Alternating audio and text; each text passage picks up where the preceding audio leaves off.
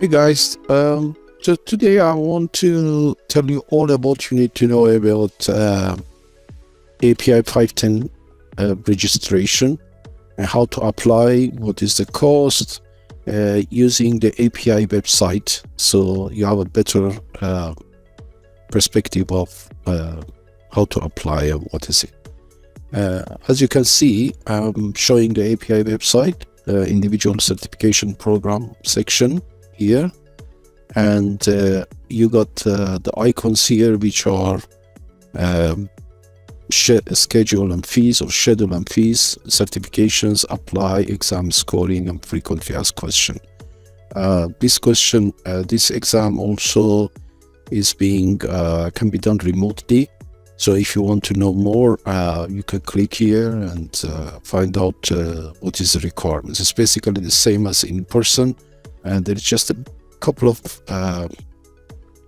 more restrictions. So once you choose the remote proctoring or remote exams, so you select a slot with Prometric, you should have a laptop or desktop which has got a camera, so they can watch you, the invigilator or the examiner, and you have to turn around your laptop so there is nothing on your table. They can see that there is nothing there. They do the ID check as in person, and you should have a valid government issued photo ID. That's can be a military ID, driving license, or a passport, and it should be valid. Careful that it should be valid. If it's not valid, then they just cancel the exam and it's a no-show. So you have to reapply again and pay the rescheduling fee, which is as good as being a failure. So that might take another 6 months to attend the exam and pay the $300 fees. And the restriction is that in person they will give you a pocket type calculator to do your calculation. Obviously there is on your desktop, you can see a calculator that you can use during the exam as well, and they will give you a few green size A4 size paper and pencil, a couple of pencils and pens, so you can do your calculation. And here you cannot have access to any paper on remote exam, so you have to use the desktop calculator which they will provide you, and there is no pen and paper. You make a note of it. So that's the restriction. And during the exam, if you're doing remote, you're not allowed to leave the room. Nobody is allowed to enter the room that you are using for the exam. That can be your home or your office, and it would be the same security check. So every time you leave the room, you come back, you have to show your ID, you have to be qualified, checked again, same as in person. Okay, let's go to the certification itself. So if you click on certification, there is a drop-down window here, and the first one is API 510. And because today we are talking about the API 510, we'll go through this. So you can see by default there is an exam information here, and it says what the API 510 is for, and it helps you to do what, and it's also ANSI approved. That's American National Standard Institute. So recently API got that, and they are also got certification from ISO certification 17024 for this exam.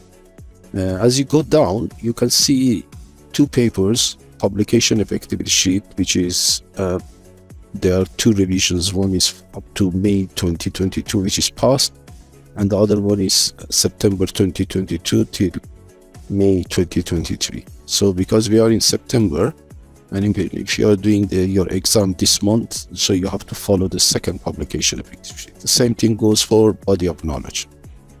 So I'll explain what is the difference between publication effective sheet and body of knowledge, but I want to give you an overall view. What is this?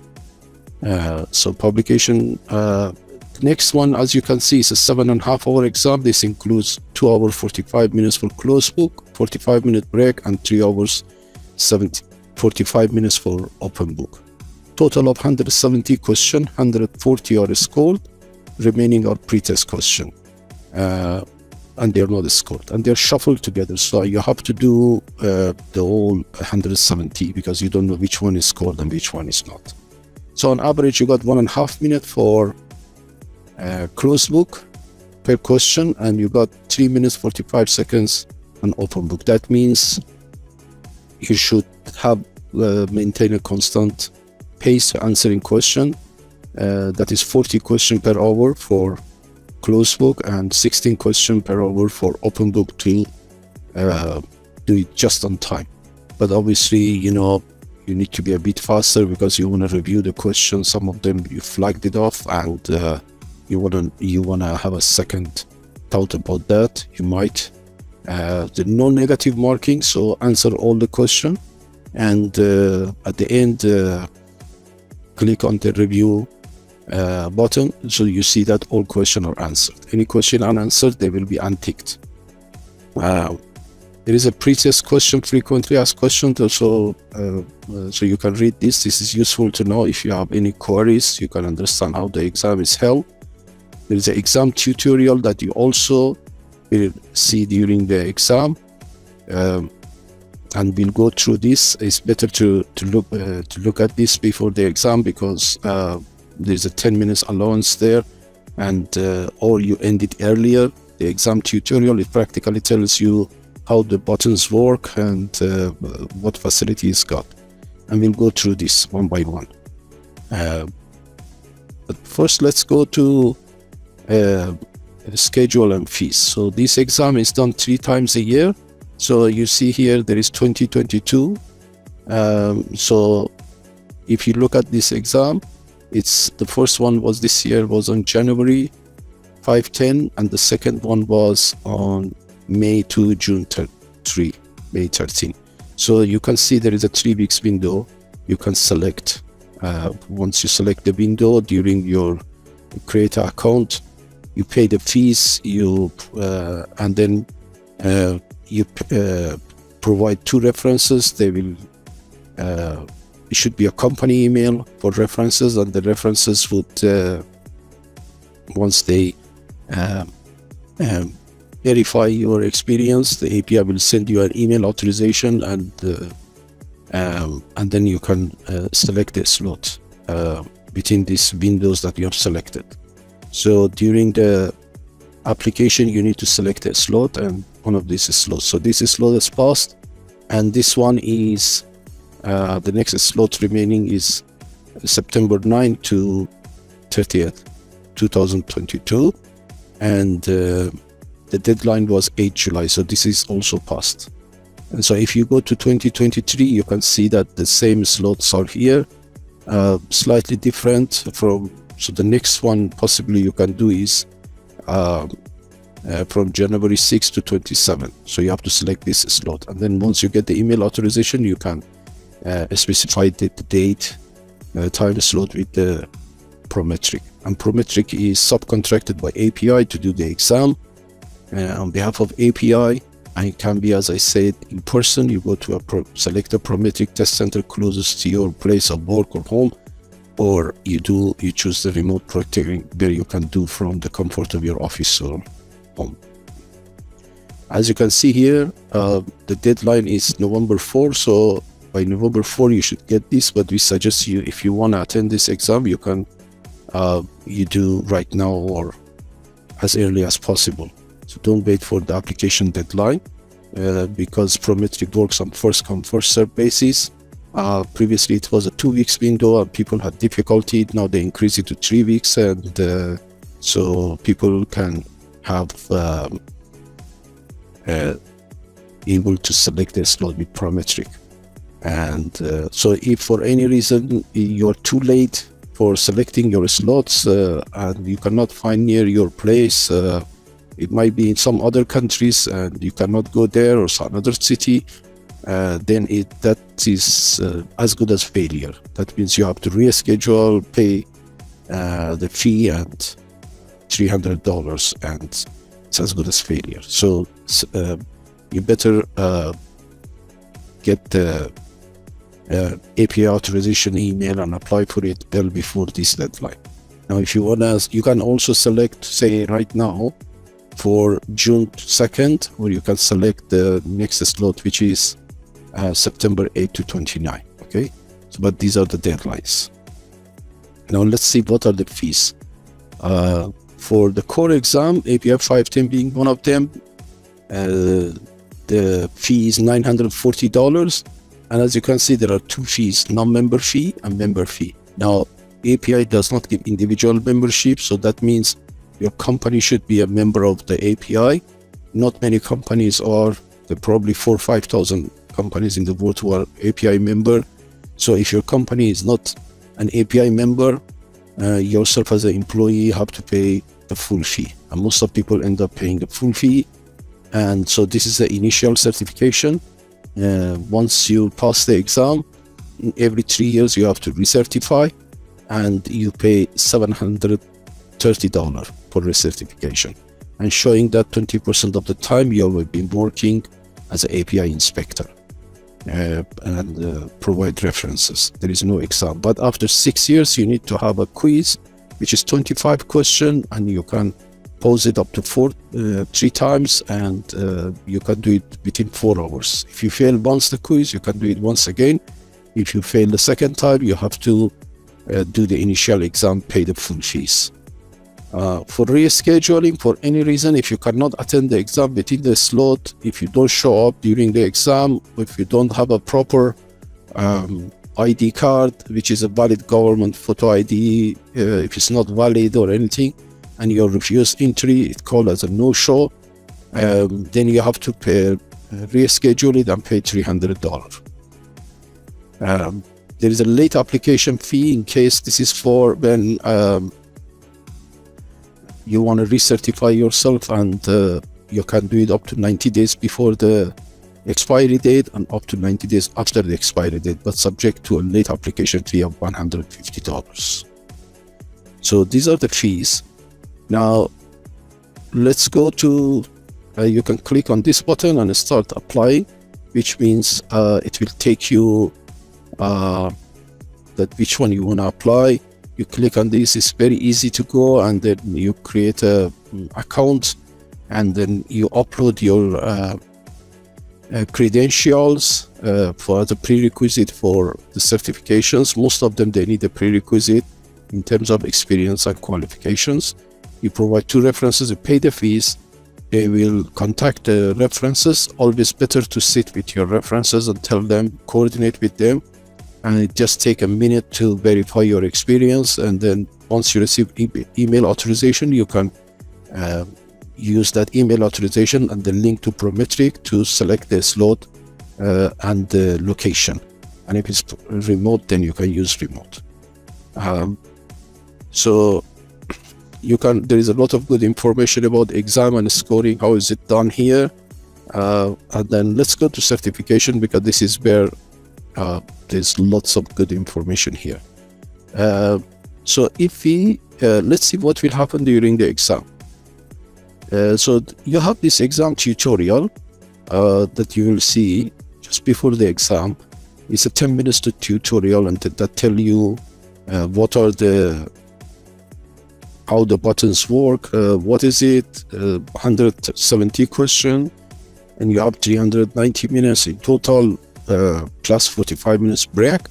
Now remember, when you do the first open book happens, and then you have the 45 minutes break, and then after 45 minutes break, you can go for lunch and come back and do the open book, which is 3 hours 45 minutes. So in total it's 6.5 hours plus 45 minutes, which is almost 7.5 hours exam. Now if you go for a break and for any reason you're late, this open book starts automatically after 45 minutes break. So you be careful that you come back before the 45 minutes break expires, because that's coming off your time. Now for any time you go to toilet or fill up your water bottle for any reason, you need to check out, tell the invigilator, and then come back and check in and go through the security again, identification check. So all is coming off your time, or if you want to make any comments on any question. Okay, so try to use your time wisely, and try to come back to the desk 4 or 5 minutes before your 45-minute break starts, because this is going to automatically start your open book after the break, regardless whether you are present at your desk or not. So this is how you see the questions. There is this question, like here you're attempting number 1, and this is the time remaining. It shows at the top and which question you're attempting, and if it's there's a long question, you say click the button to continue or go down, and you can do next question, and you can mark it and go to the next question and continue the test, or go jump between questions. And here you can just click this and finish it. So you should see your name here, right? You should see the time here, and you should see the question like this. Okay, and there is a limited translation for Chinese or other languages, but in case you do not, your English is not your first language. Well, this is showing the time remaining, so you be careful that you answer all questions before the time lapses, and because there is no negative marking, so make sure you answer all the questions. And if there is a long question, it says this page requires scrolling, so you need to go down and see the whole question. And if you want to use a calculator, there is an icon there. You can use click on this, and you do your calculation on the calculator, and then you can remove it by clicking the X button. So you can navigate through the course, the exam, from one question to another question. Okay, as I said before. And if there is a multi-choice, you can, once you click on that, left click, and that means you have selected the answer. If you do a right click on that answer, you want to strike it off, so you want to concentrate on other questions. Okay, and there is no multiple choice normally, so and there is no, most of the time there is no, you haven't seen any drag and drop here. Yes.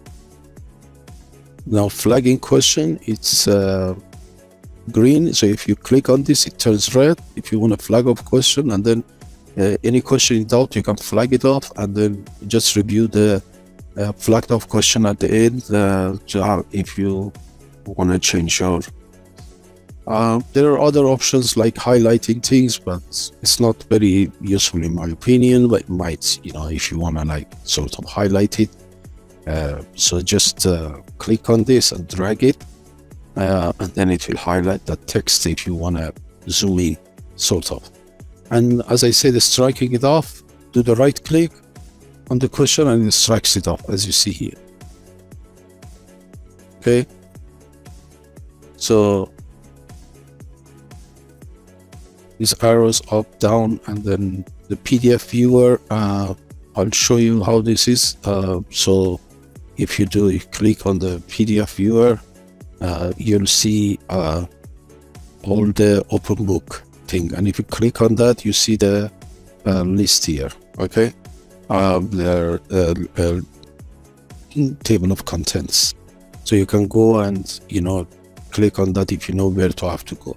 So here you need to have a good navigation skill, so you should know where you to look for between all this that they've provided you, the reference documents. And then once you click on that, you need to also know which section you have to go in. Yeah, so I would advise you practice this with the actual PDF version, and so in the exam you're not short of time. You can make a comment here, but it's coming off your time for any questions, and that's it. Pretty much sums it up. And at the end, you can filter it by attempted, unattempted. So if you have flagged it off, this shows that you flagged it off. You can only check the flagged off question or all the questions. So anything in green means you have answered it. Anything in black means you haven't answered it. You need to answer it. No negative marking, so please answer all. And then at the end, you say, yeah, I want to, you can say finish section, and then it again asks you that once again, if you want to finish this section. So just to make sure that you have not clicked it by accident, because once you click the second time, then the exam finishes for you ahead of the time, or when the time runs out, it automatically, your exam is deemed completed. Okay, now the other thing I wanted to tell you is the publication effectivity sheet. Publication effectivity sheet, you can see here anything in red is will be the revised one compared to the last version. So you need to study API 571. I tell you which section you have to study, then 572 the entire document, 576, 577. Now here you see the red, there is a change in revision, so it is showing in red. And then 77, 78, ASME section 5, only article 1, 2, 6, 7, and 23. ASME section 8, introduction, UG, general requirements, welding requirements, carbon steel, and appendices 1 to 6, 8, and 12. And section 9, only for welding. And you didn't, and then this is a new revision came in, applicable from next exam, from September exam and onwards, and it's PCC2, repair of pressure recoupment and piping.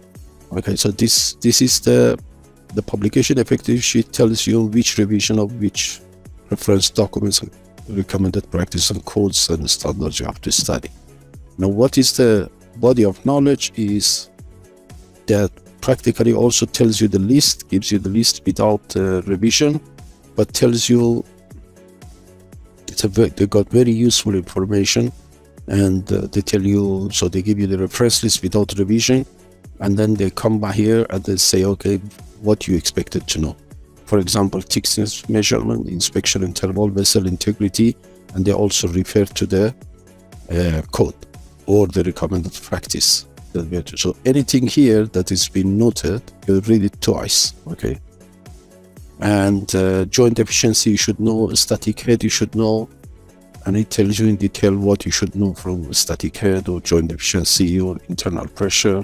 And external pressure, you know, look, you got to know UG28. What is it all about? Not too much. It says these things will not be required to perform acceleration calculation. Pressure testing, UG diesel from ASPE section 8, so you should know. Impact testing and weld size, so UW. Nozzle reinforcement, you should not know, you do not know this, but you just need to know the concept, key concept of reinforcement, okay? You do not need to know the detailed version like a design engineer.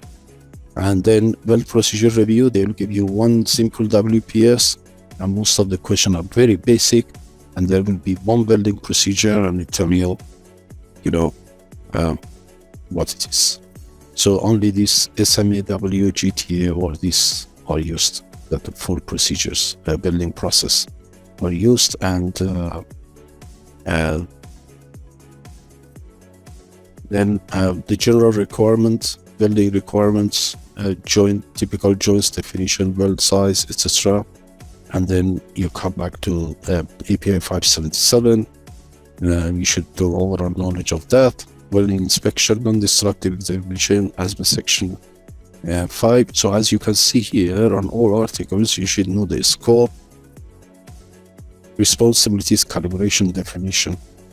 And again, you can see here that the scope, type, allowable density on RT, records, location markers, and again the procedure and records.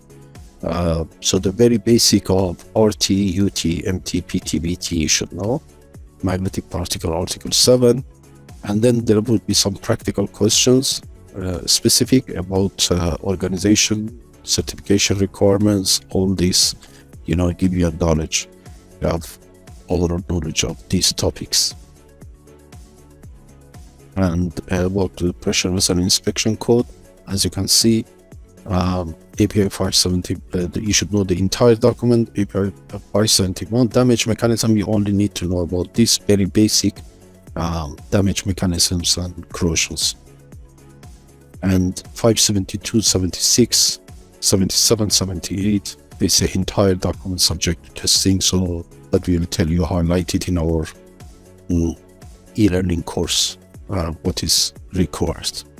And then PCC2, there are only these articles you need. So I think I covered everything. If you have any question, you can always come to our website and read our first and second module for free, and also try our quizzes. Okay, so you can go to our courses, API ICP preparatory course. We have also issued other videos about this. You can read our first and second module for free.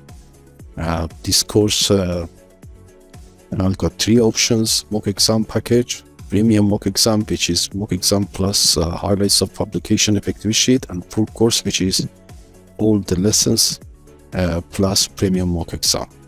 And this has got these 60 CPD credit hours accredited, and it comes with 8 hours of video, 208 lectures, 1300 questions, 3500 flashcards, pass first time or free renewal, 120 days for 24/7 course access. And you can see the course content here, and study first and second module for free, or try our free quiz. Thank you.